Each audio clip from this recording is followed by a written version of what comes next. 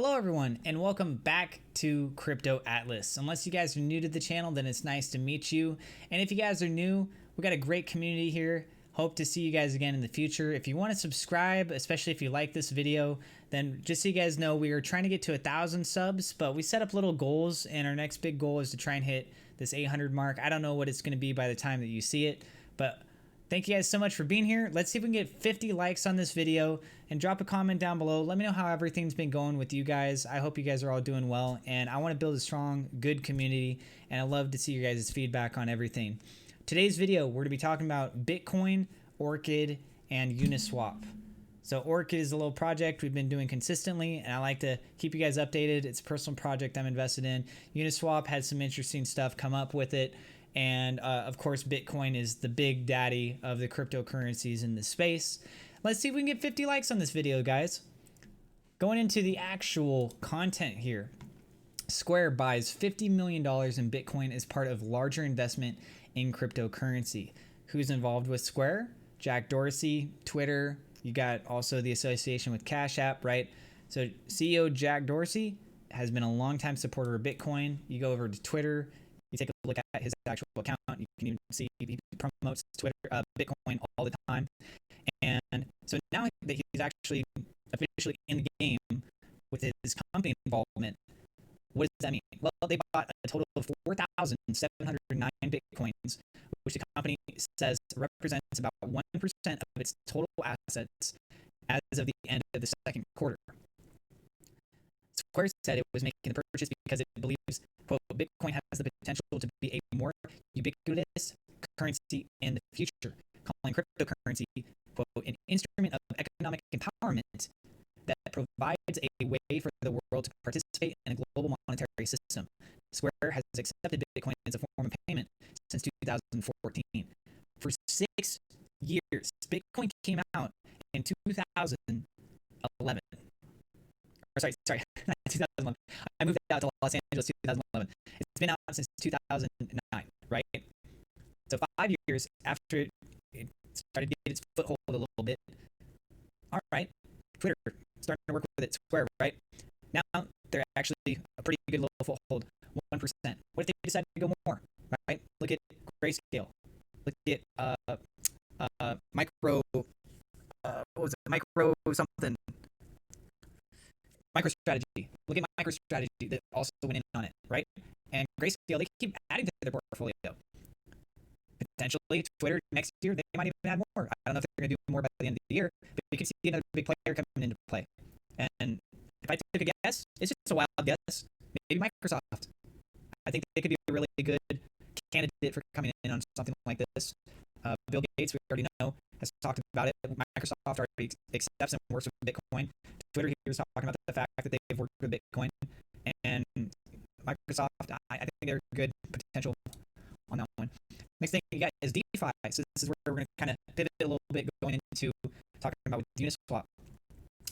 So in this article, one of the key highlights, it's kind of a takeaway with it, is DeFi's far edge is yield farming, where crypto owners lodge assets with the new platform and further trust and perhaps income flow from the rehypothecated assets they have lodged, receive extremely generous issuances of the new project's tokens, right? So there's some things you should be really cautious about with this industry space. It's a new booming industry space, but you know, like what they say, if something seems too good to be true, it probably is. There's some things that you should do as far as the checklist goes, and I think this is actually a great list that they presented here, and I wanted to share it with you guys.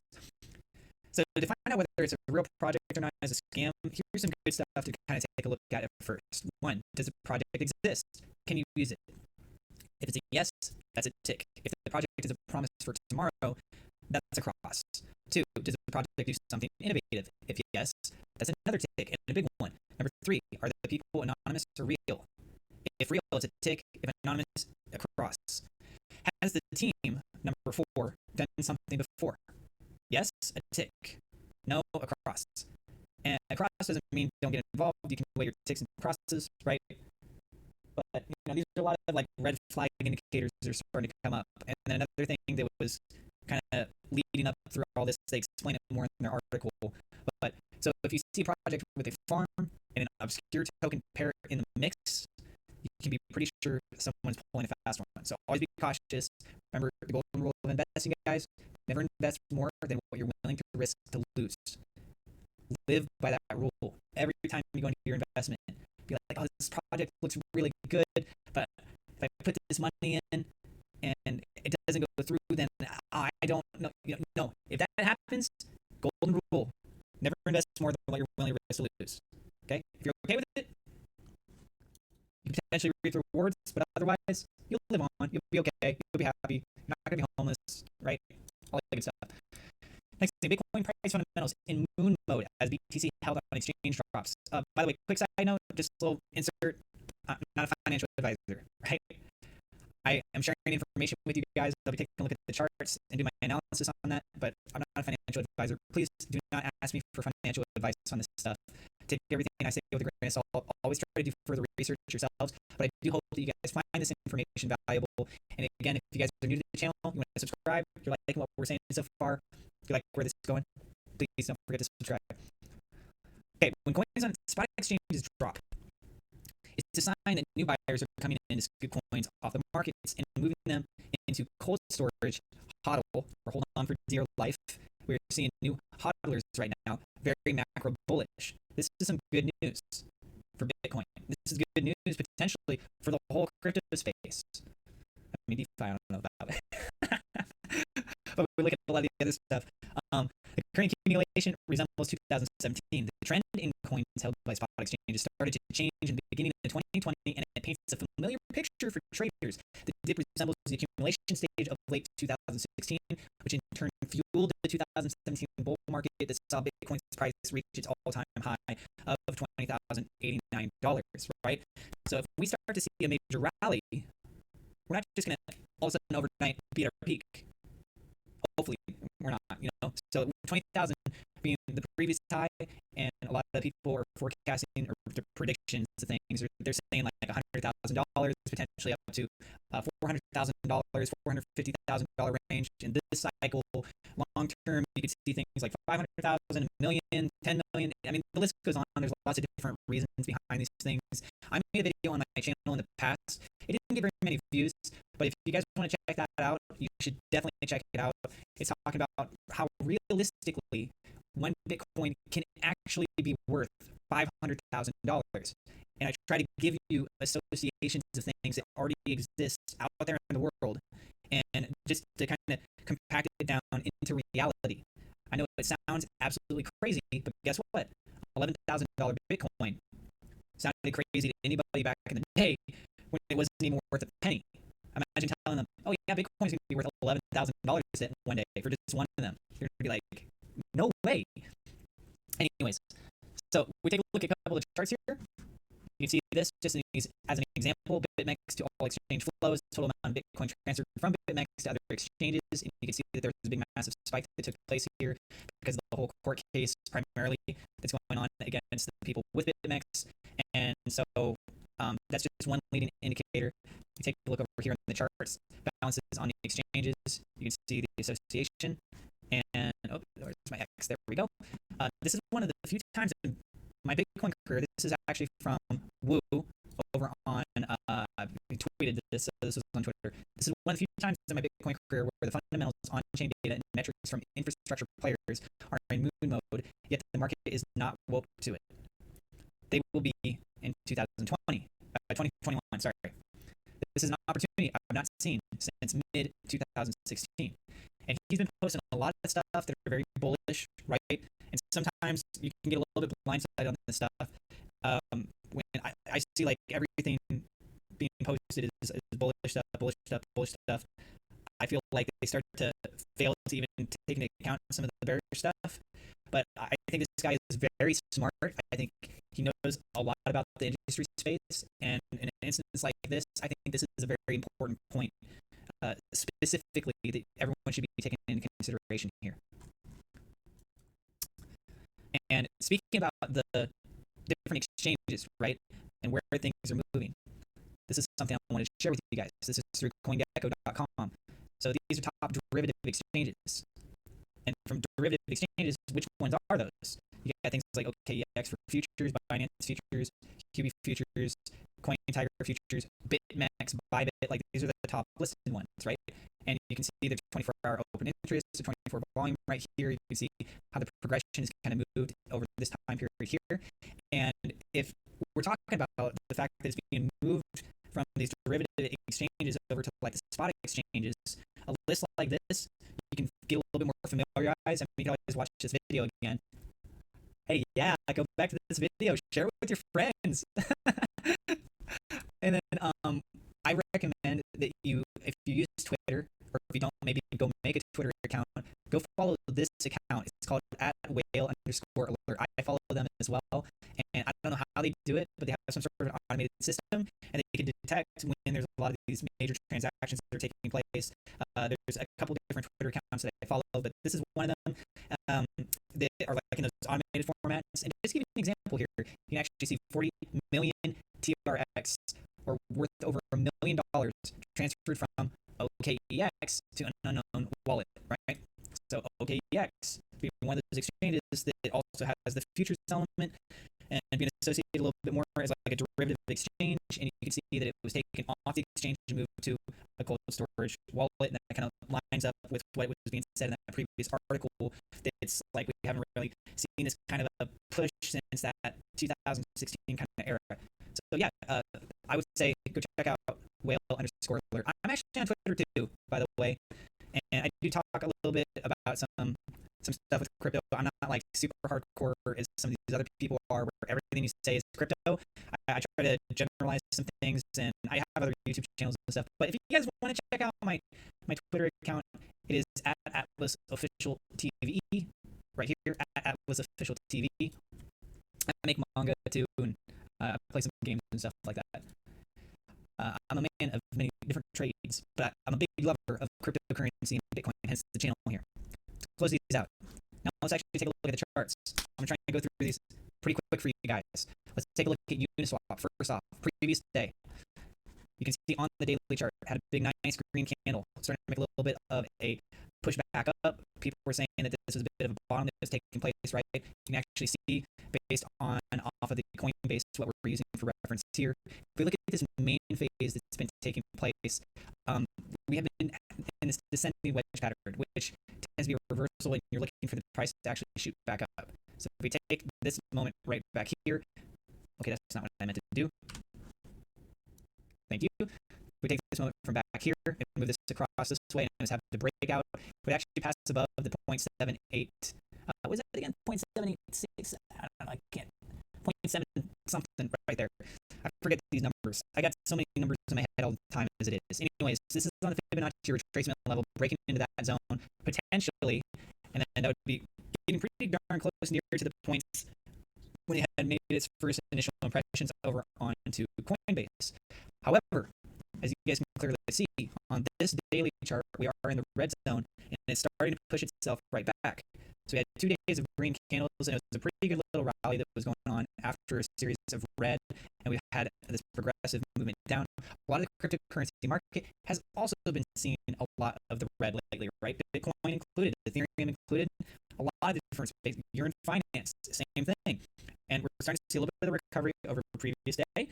Volatility with Bitcoin has been at a really low point, and it's been showing on the chart, which I'll show you in a second here, and I talked about it yesterday, and you can reference these videos from previous days too, just to see how things have kind of evolved over time, if you really want to go nitty-gritty into it. But hey, I'm trying to save you guys time by watching the video here. And anyways, so you can see that push up, yes, but if we take a look at it on the 4-hourly chart, or was it 15-minute? Which one was it that I was doing? I think it was a 4-hour chart. Yes, it was the... Which one was it that I had? No, actually, I think it was the 15-minute chart. Yeah, there we go. Thank you. I knew I drew something. I was like, wait, did I delete that one? I think I deleted that one. On the 15-minute chart here, you can actually see a head and shoulders pattern. And actually, this is like a very nicely formed head and shoulder pattern. And because of that, This is actually not a good thing for it. It has an indication that you could see a further drop down. And if we take a moment like this, you see from the high of that head of the head and shoulders pattern down to the actual neckline itself, if it has a break and it has a further continuation down, then we might actually see it making a price drop back down to around $2.91. And this would put it right back to the price range back around on earlier today, October 8th, as of the time of this video. And that was just kind of a consolidated space, so it would almost be like a big pump and dump type of situation. $2.91. Let's look at that on the daily. $2.91, right about there. So you guys can see off of that. Pushing that across, and then it has more room to drop down. Hopefully, though, for the people that are holding this, I hold just a little bit in it myself. Not a lot, but a little bit. And hopefully it takes off and it pushes up. Well, a lot of people are a little bit on edge about Uniswap and how it started off with its campaign and everything. But application-wise, it's got a lot of promise. And as you guys have seen, there's been a lot of demand for it before. We did have some push up. It's not just completely cascading down right now. I say be cautious. You can be optimistic, but be cautious. And if you're too worried about it, then you can always head out of the game on any project with this stuff, right? So anyways, that's the Uniswap. Now let's go take a look at Orchid and then finish up with Bitcoin here. Okay, Orchid, on the 4-hourly chart, we see that this is an ascending channel, and with that, this has the opportunity to actually have a further drop. And as of this moment right now, on the 4-hourly, we're seeing a little bit of a push up here. Just a little bit ago, I was taking a look at it. It was actually on the negative side. So it's nice to see that this is starting to recover itself up. Hopefully, it can break above that level of resistance. If it has a further continuation down and closes out on the daily right here, then we're actually going to see this starting to shift a bit. And instead of it being more of like during this phase cycle of a ascending channel, we could actually see it being an ascending broadening wedge, which is a bit more definitive of a downwards trend and a continuation in the actual price. I don't want the price to go down. I want it to go up. I talked about this before, and I actually left these here, and hopefully I can clean up my charts now. But we had this broadening wedge right here. Guess what? I said that the fundamentals, it says that it could go down. It's more likely to do it, but we were nearing the top of this at the point in time, and I was hoping that it was going to rise more. So I was a little bit more optimistic. But yeah, the technical charts did play out like I was talking about when I showed the pattern, and it did have a further drop. And then guess what? Another video I talked about was this right here, the descending wedge pattern. And I said this was an indication from a fundamental perspective of it being a reversal and making an upwards trend and having a little bit of a breakout. And it did. It actually did continue up. And then we play out the next position here. And again, I'm looking at the 4-hourly chart. This is, at the moment, just kind of a channel. And we got to kind of keep an eye on it and see what's going on. Hopefully, it can break above that level as it is right now on the daily. We are above that level of resistance. So here's another bullish sign. If it closes out on the daily and is able to stay above that line, then it's starting to show signs of recovery and actual pushing up. But I've said this also before, trends, which they say trends are your friend, right? We need 2 to 3 days, realistically, staying above this level of resistance to start becoming more reliable. If it's just one day, then there's a good chance we could see a reversal with this. And it feels like, yeah, there is some manipulation going on. There's something that's weird. We see big gains and then it starts pulling back. And it feels like the pump and dump situation. Great concept, great cryptocurrency, but just when you start to feel like you're making that rally, Bitcoin goes down, Ethereum goes down, or somebody starts selling this all kinds of crazy.